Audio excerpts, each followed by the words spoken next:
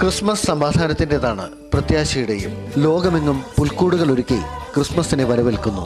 ഇടുക്കി ഹൈറേഞ്ചിലെ പണിക്കൻകുടി ഗ്രാമത്തിൽ കുന്നേക്കാട്ട് സണ്ണി 100 പുൽക്കൂടുകൾ നിർമ്മിച്ചാണ് ക്രിസ്മസിനെ വരവേറ്റത്.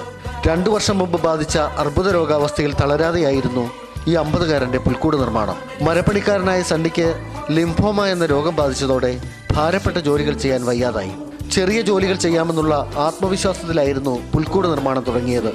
കഴിഞ്ഞ വർഷം ഡിസംബറിൽ 50 പുൽക്കൂടുകൾ നിർമ്മിച്ച സണ്ണി ഈ വർഷം 100 പുൽക്കൂടുകളാണ് ഒരുക്കിയത്. ചെറിയ പട്ടിക കഷ്ണങ്ങൾ കൊണ്ടുണ്ടാക്കുന്ന പുൽക്കൂടിൽ കാട്ടുപുല്ല് മേഞ്ഞാണ് മനോഹരമാക്കിയത്.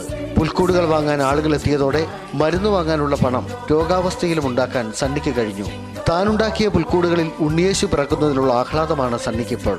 2 വർഷം മുമ്പ് എനിക്ക് ലിംഫോമ മജ്ജ ശയിക്കുന്ന ഒരു അസുഖം വന്നു. അപ്പോൾ ഇത് റെസ്റ്റ് വിശ്രമിച്ച് അലസനായിരിക്കുമ്പോഴാണ് എനിക്ക് പുൽക്കൂട് ഉണ്ടാക്കുന്ന ചിന്ത വന്നത്.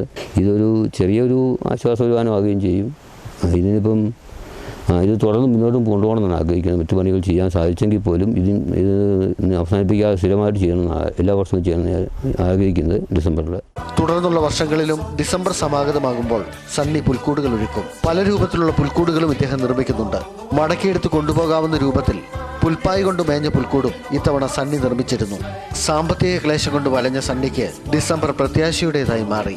സണ്ണിയുടെ രോഗം ഭേദപ്പെട്ടു വരികയുമാണ്. ആന്റണി മുനിയറ, ദൂരദർശൻ ന്യൂസ്, ഇടുക്കി.